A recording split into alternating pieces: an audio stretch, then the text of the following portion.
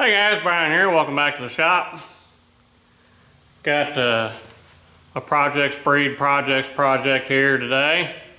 So, guess I'll show you what I got.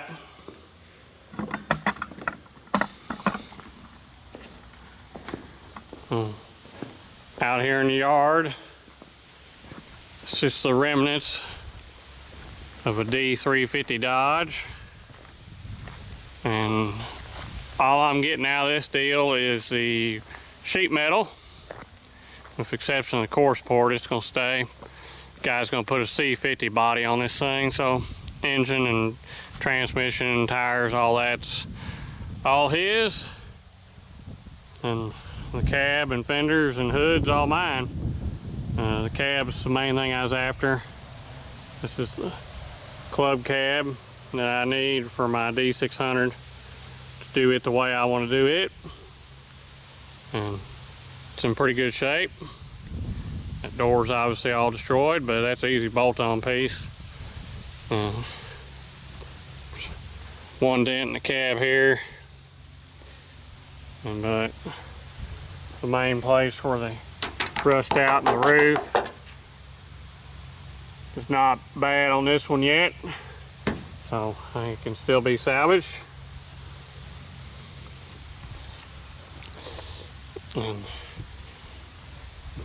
I don't have any rock or rot really to speak of. The cab mounts and stuff all look good up underneath there. It's a pretty good rust-free cab, so that's what I was after. It gives me something to start with because I'll have to tear all this down and redo it, clean it, paint it, prime it, put it all back together again the way I want it to be, because it's not exactly the configuration I would prefer. It's got the bench seat in it, and I would rather have the two captain's chairs in the console in the center for what I want to do with it. These club cabs have a lot more space inside than a regular cab. It's a more comfortable driving experience. Not that you could really, it's not a comfortable riding experience if you're the two people in the back that face each other on the little seats in the corners that fold out. It's not the best. I mean, I guess you had some little kids back there, it's fine, but for adults, the crew cab's the way to go for sure. But I don't need a crew cab for my hauler vehicle because I'm not riding people around in the back. So this is the easy alternative in between. Obviously headliner shot. It's pretty common on these old trucks.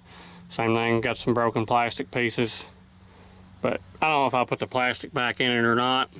It wouldn't be correct for the age, but it does make them a little quieter, so that's nice.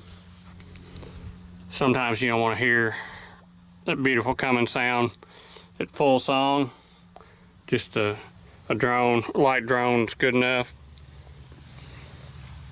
It's got the power windows, power locks. Fancy truck at its time. So this is being parted out and repurposed, and hopefully it'll live again. It's funny, these old trucks dash and broke and destroyed in. It's amazing how they knew how to do that stuff in the 80s and then forgot how to do it after that. Everything since then's been garbage. But anyway, let's get this thing in the shop and tear it apart.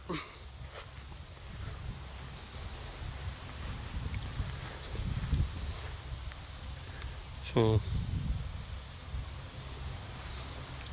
I put a nice crease in the fender there.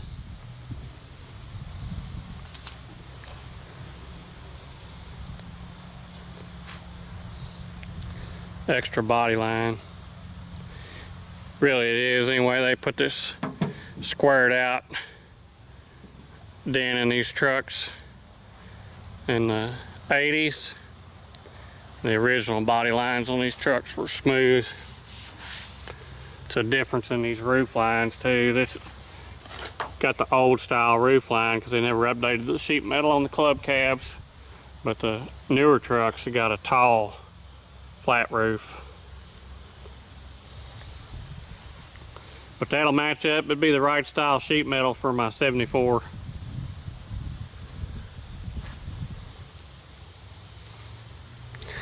Well, you better get to it. Alright, let's tear it down. So, start with getting all the wiring disconnected.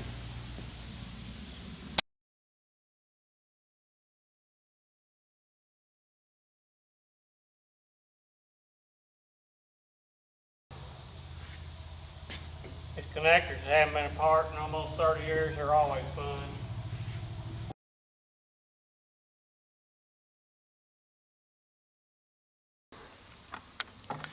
Alright, so got a hood connector disconnected, blower motor right there, AC high pressure sense, windshield washer disconnected.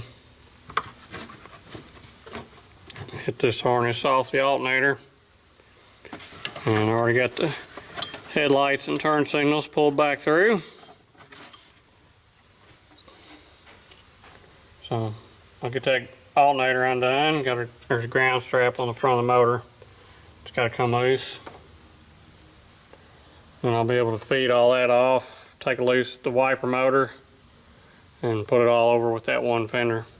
I'll leave that fender wired up and just take it loose from the cab.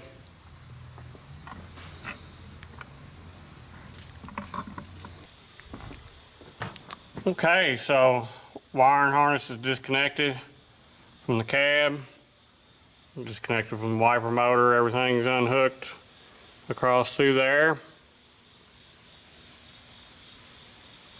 I got all the wires off of this side, so this fender should be bare.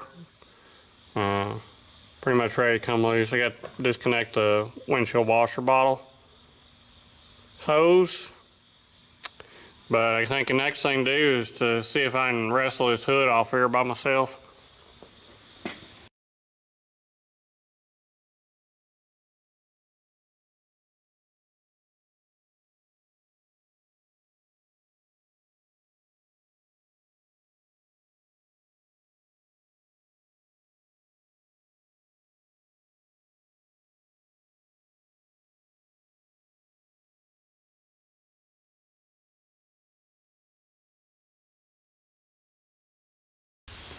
Alright, let's see if we can get a fender off. There's two nuts underneath of here. So the windshield wiper cover's got to come off. That's all these Phillips screws. I'll get them out and bring you back. It means the wiper's got to come off too. This is the newer style. It should have a lock lever.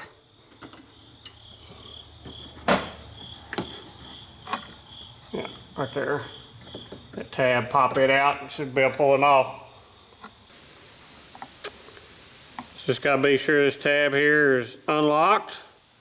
And you can just take a little screwdriver and pry here on this back side where this little knob embossment is sticking out, and it'll usually come right off there. Okay, so after removing the front bumper, which isn't necessarily always necessary, but on this one it was because it wrapped around the side here and you couldn't get the fender out. And you got two bolts here that hold the fender, two on the bottom coming up, all these here down the side. There's what, 5 of them. And there's 2 here on top, one on the inner fender down there on the inside of the wheel well, one inside the door here. It's really hard to get to, but with a long extension you can get to it with the door open. Don't have to take the door off. And then 2 into the cab on the bottom. Maybe see them where they're out there. those two there. And I've unbolted the inner wheel fender. So I'm not sure if you can get these off with the wheel fenders on and the front support on. If I wasn't leaving the front support on this truck, it'd be a lot easier. But as part of the swap deal, it's staying. So I'm just taking the fenders, so I'm gonna leave all this on and attached.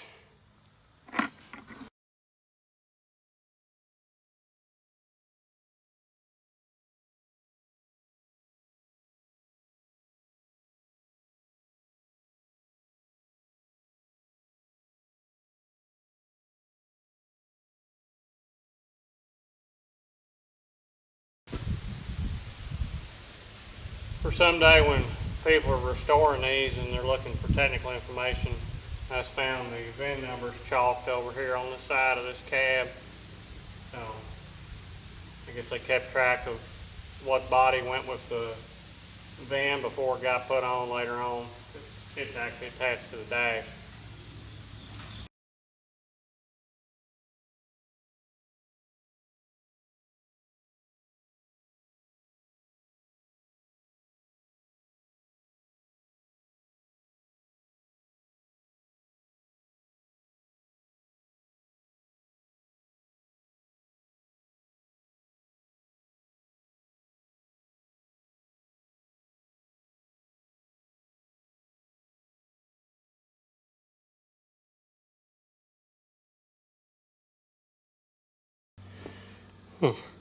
You can probably just barely see that number chalked on there, or paint pen. Anyway, I should have everything disconnected on this side, except for the heater hose. We'll do that last, because I'm sure this thing's going to be full of antifreeze probably.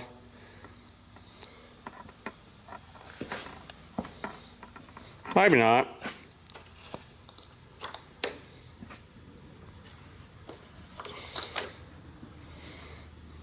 No, it's full.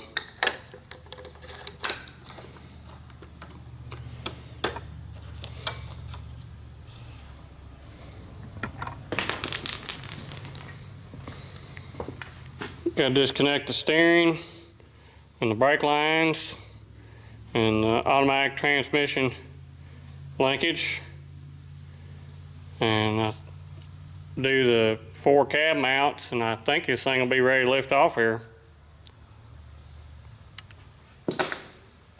Park brake cable. Gotta unhook it. But so far the cab's looking in pretty decent shape. So I got the VIN number on this side too.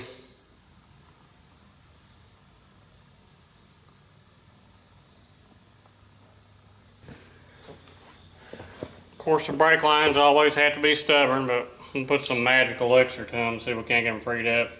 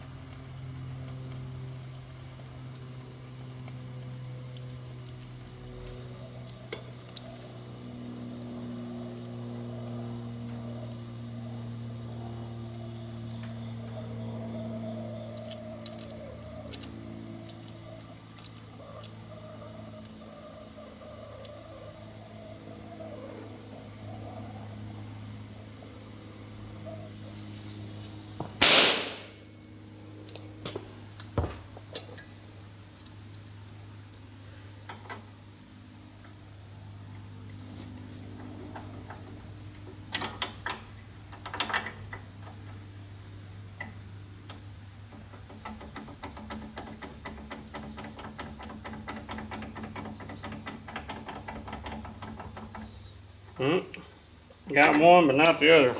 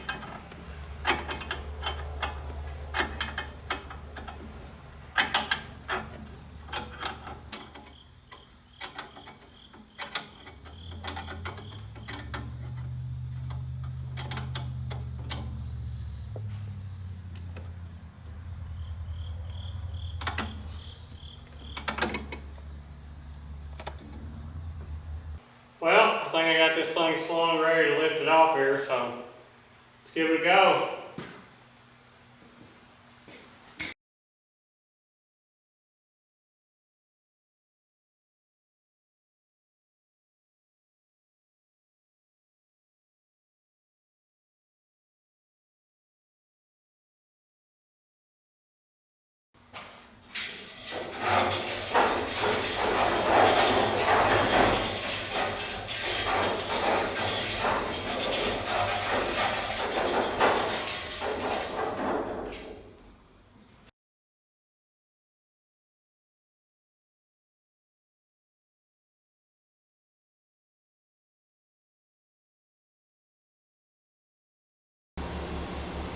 Well, there it hangs. So, not quite as cherry as I'd hoped. Got a floor pan through there, and this side over here is just as bad. So, needs 2 floor pans put in the front, but that looks pretty good. The cab mounts are still in there. Pretty nice for age of this truck and the location it's in. So it's in pretty good shape. So needs a lot of cleaning, but that'll be for another time. Well, I hope you enjoyed getting to see me pull this apart, and it's time to move on to another project. Thanks for watching, thanks for subscribing, I'll catch you later.